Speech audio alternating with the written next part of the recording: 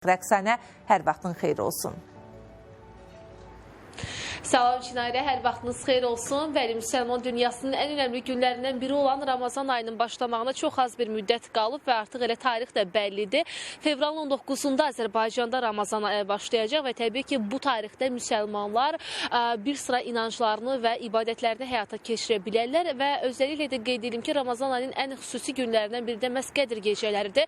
Həmin günlərin tarixləri də artıq bəllidir. O tarixlər də mart ayına təsadüf edir. Martın 8-i, 10-u, 12-si və 16-sı tarixləri Qədir gecələrinin tarixləridir və ibadətlərini, eyni zamanda digər fitrə zəkatı vermək və digər xüsusi tarixləri, yəni əməlləri məhz bu tarixlərdə həyata keçirə bilərlər. Eyni zamanda qeyd edeyim ki, Ramazan ayı boyunca oruç tutmaq da məhz müsəlmanların ən vacib əməllərindən biri hesab edilir və Ramazan ayı boyunca oruç tutan şəxslər sonda Ramazan bayramını qeyd edirlər. Həmin tarix də bəllidir. Şəvval ayının 1-i və 2-si, yəni Azərbaycanda martın 20-si və 21-i Azərbaycanda Ramazan bayramı qeyd olunacaq. Dediyimiz kimi fevralın 9-da artıq Ramazan ayı başlayacaq və bu ay boyunca yəni insanlar oruç tuta bilərlər, fitrə zəkatı verə bilərlər və yaxud da digər evlərindən hər hansı bir pul və yaxud da ki, digər ərzaq formasında insanlara, ehtiyacı olan insanlara yardım edərək ibadətlərini gerçəkləşdirə bilərlər və dediyimiz kimi fevralın 9-da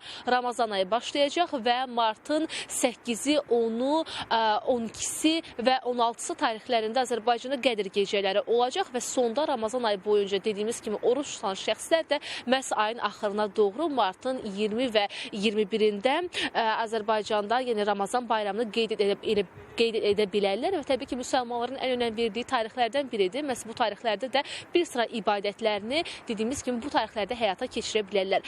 Tarixlərlə bağlı çatdıra biləcəyimiz informasiyalar bu qədərdir. Müsəlmanlar üçün xüsusi gündür təbii ki, Ramazan ayının başlamağı və elə bu tarixdə diqqətdə saxlaya bilərlər. Çatdıra biləcəklərimiz isə bu qədərdir. Sözü yenidən sizə ötürürəm. Təşəkkürümü bildirirəm Rəqsanə, məlumatları bizə ötürdüyünə görə.